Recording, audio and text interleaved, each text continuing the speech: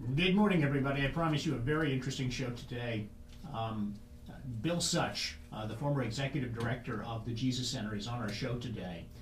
He really hasn't gone public very often about, well, he hasn't gone public about what happened at the Jesus Center. He was the executive director there for more than a decade, a great advocate for the homeless, and he was let go of his duties back in October and replaced by Laura Kutsana, who is the new executive director at the Jesus Center, and he is going to be on our show today to tell us what he's doing now.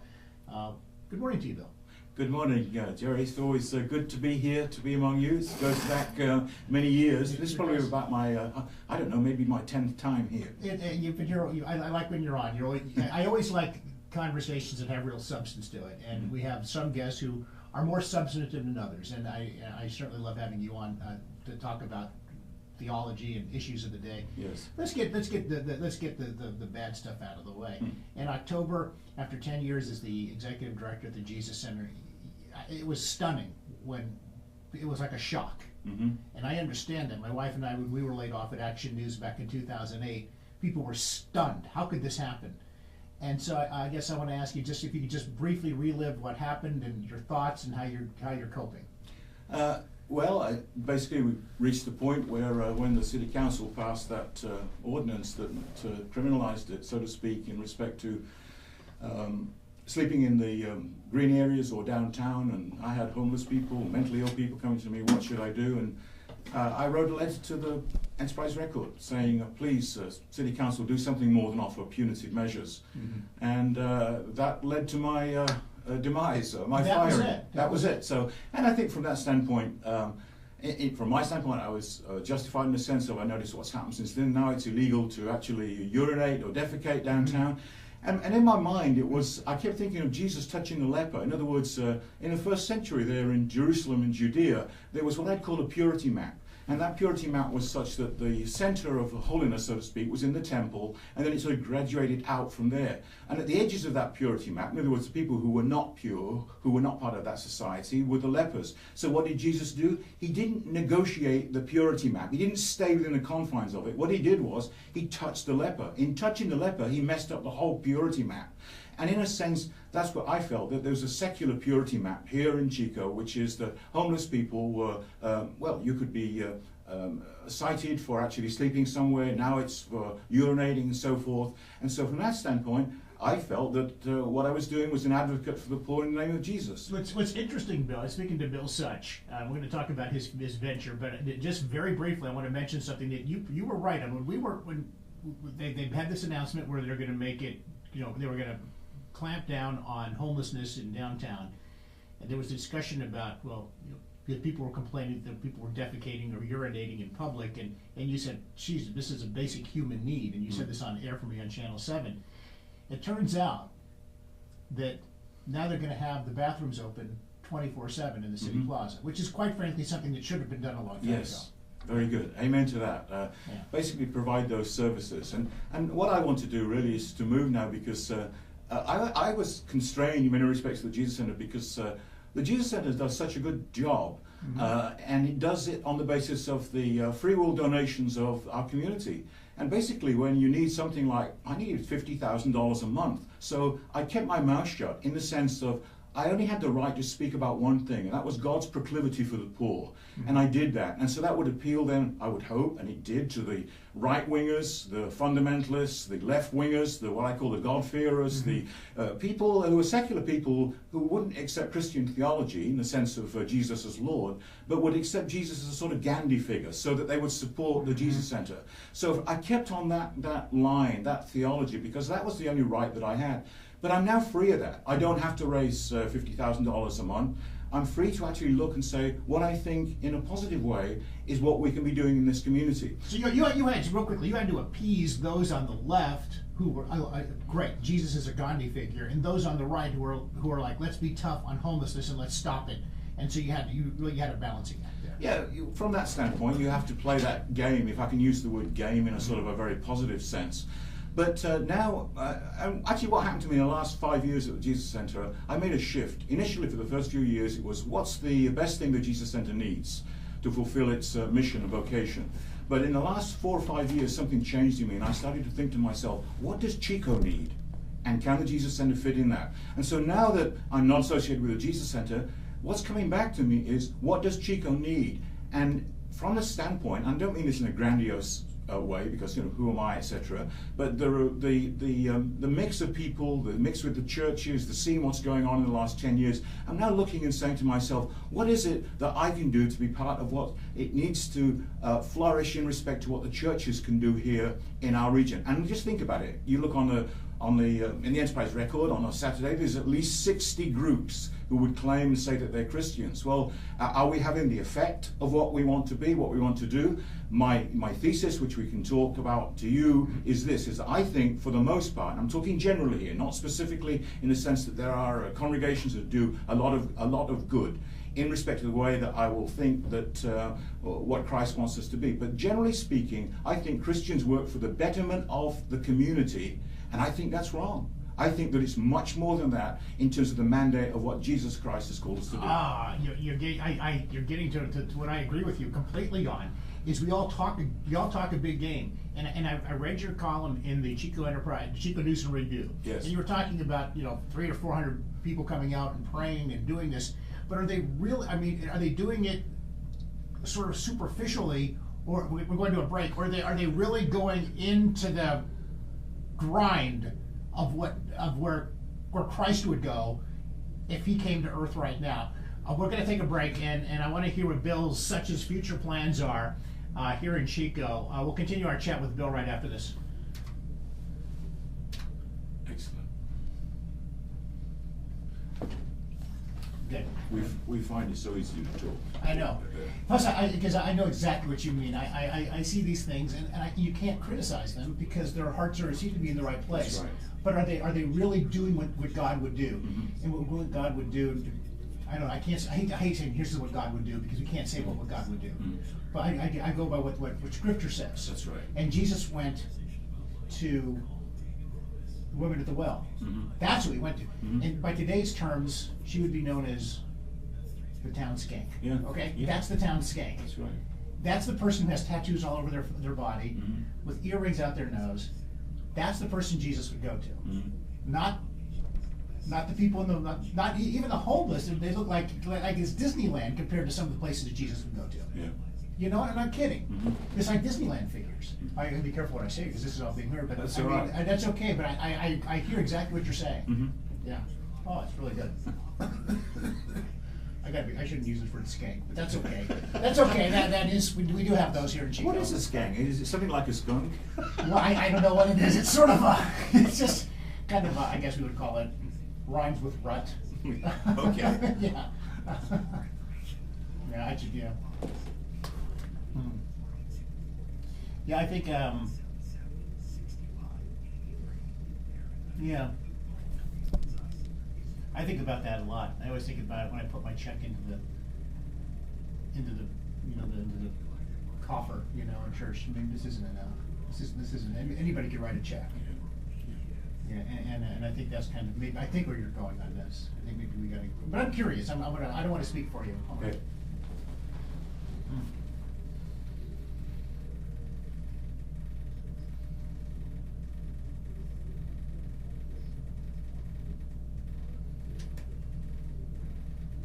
Bill Such is one of my favorite people in Chico, the former executive director of the Jesus Center. I know he doesn't want to be called that anymore. He wants to just be, he's moving on.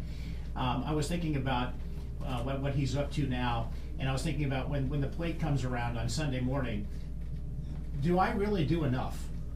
Do I really do enough by just putting some money in the plate? And I think that more is expected of us than that.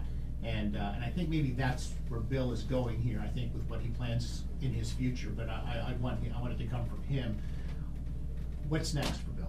Well, I'll try and give you a vista of why I understand Christianity. I think from the 18th century, Christianity has been affected to a great degree by secularism. Now, by that I mean we're sort of like the frog in the kettle. Secularism is the water, and it heats up and heats up, and finally what happens is the frog, of course, gets cooked, but it doesn't even know it. So that, in generally speaking, in the West, in the church, what's happened is that we've fallen victim to the secularist mentality, which basically is you work towards the betterment of society. Mm-hmm. You work that way among us. And we fall victim to that by doing what we consider to be Christian things, which are then accepted by the community. For example, let's say that I want to go, I'm part of a church group, and they say, we want to do an outreach activity. Well, what is it? Well, let's go and feed in a food bank or something like that. Mm-hmm. Okay, so what makes that a Christian activity in the sense that you're serving food, and the Atheist Society or the Rotary Club are doing the same thing? Why is it Christian? Is it Christian because you're actually doing it? Sort of, it's a bit like Francis of Assisi, preach the gospel, do whatever you can, etc., etc., etc., and if necessary, use words. No, I mean, it's like saying, well, let's feed people and do whatever you can, but if necessary, serve food. Of course you've got to serve food. Right. And when it comes to Christianity, we have to tell people about Jesus Christ. So my view is, okay, let's go to a food bank and serve food to people who are coming in. And let's also then maybe give them a little book. So for example, by Michael Green, who is Jesus. Now you do that, you're actually doing something in an overt way that says that I'm a Christian and I'm sharing who we are, and I'm working something more than the betterment of society. I think that the church, in generally speaking, has worked on that basis. You can see it, for example, in the 50s when Robert Schuller did his Crystal Cathedral thing. What did he do? He translated the gospel in terms of self-esteem, because that's what everybody wants. And therefore, what you do is you don't talk about sin, you don't talk about the atonement of Jesus and so on. You translate it into positive categories. I mean, he's the one who talked about the Beatitudes as the be happy attitudes and so on. Mm-hmm. And what you do is, that way you relate to society, you work towards the betterment of society. We know that, sadly, so to speak, I'm thinking of him as a person, that failed, that whole enterprise. Mm-hmm. But I think that's an indication of what I'm talking about. We're not working for the betterment of society, we're working to be who we are, which is the church. These are the called out people, which means that the church has a politic, and it goes right back to Jesus. And it doesn't matter whether you're a good person. You're not going to get to heaven because you're a good person. You do good things. Mm-hmm. It has to be the acceptance of the death, burial, and resurrection of Jesus Christ, and believing in his promise.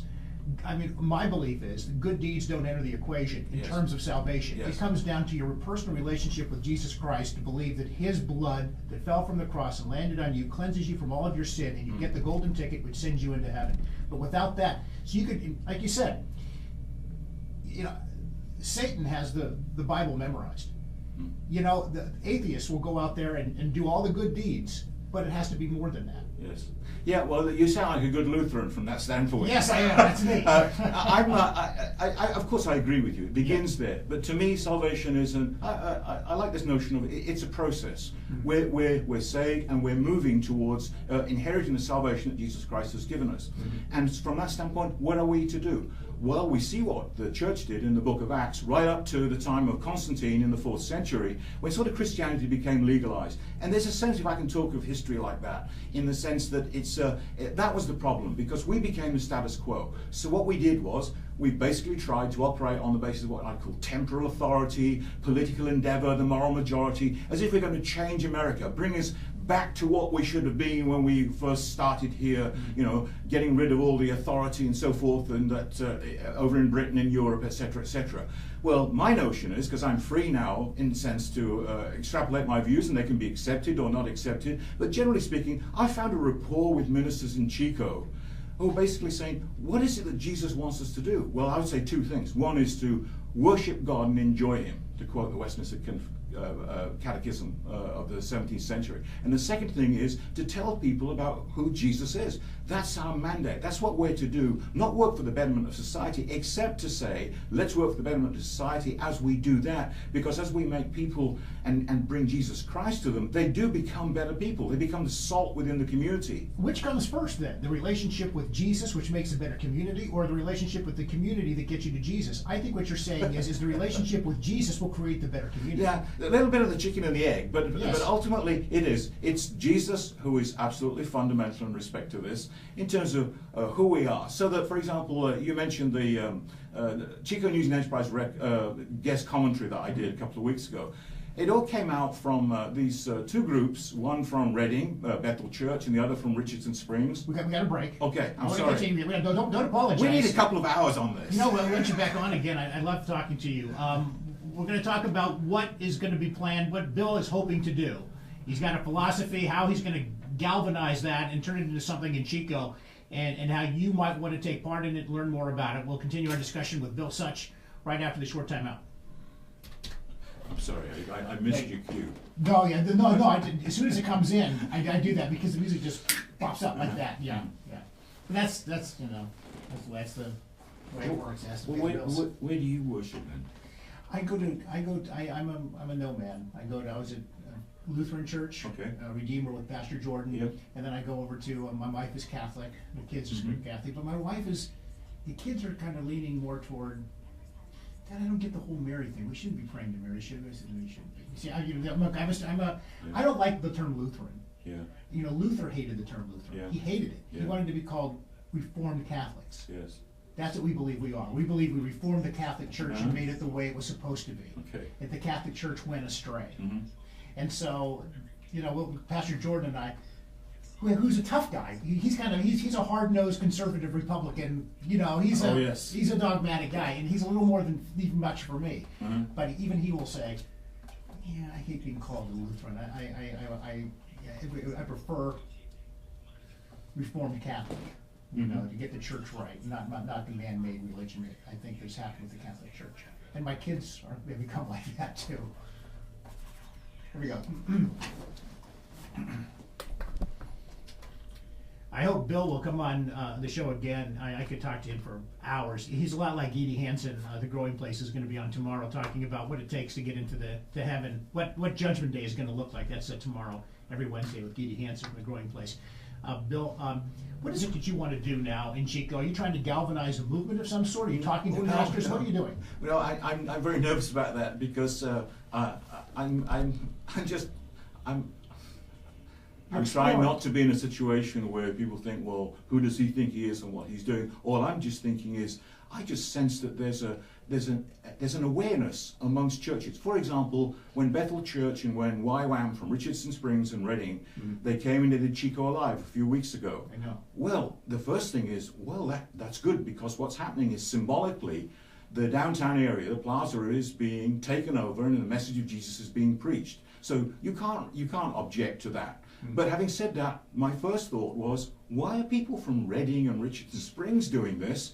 Why aren't we doing this in Chico? And I know a number of churches got involved in that, and a lot of good things have come from that. So I'm hoping, in a sense, that that's something of a catalyst to say, let's look ourselves and say, let's stop thinking about the betterment of Chico and what it means and so forth in respect to that, and look about what our job is. Let's start preaching. And so by preaching, I'm talking about Jesus. And that means, to me, aligning myself with all the, are you saved, brother, fundamentalist, and all the rest of it. I'm prepared to do that. But to say, I want to talk to people about who Jesus Christ is. And so I've met with several ministers. We had a meeting last week, and we've got a meeting this week at Church on the Esplanade in Ed Pinkasoff's fellowship house at lunchtime this coming Friday. We're going to talk about it. There's enough of us, and we're saying, yes, let's get into the bars. Let's go downtown. Let's start Bible studies downtown. Let's use music, whatever we can, to reach into people. Let's overtly form relationships with people who aren't Christians to say, we've got something that we want to gently say to you, but to say to you about who this person Jesus Christ is. Isn't this kind of like Street Pastors, which is what you formed over in yes. at the Jesus Center? No, you're right. The problem we had with Street Pastors all along initially was that the mandate, so to speak, which came from London, was you're there to care, to dialogue and listen to people. So therefore you're not there to actually overtly tell people about Jesus Christ. But I know all the heart of all the street pastors right up to this day, and it's going magnificently, is that was you that did that. It's initially. You pushed it. Yeah. Yes, I did. And so, in other words, then what their intent is to help people, to help drunks, to talk to young ladies who are scantily dressed at 1 a.m. and there's predators around. Is all that they deal with as street pastors.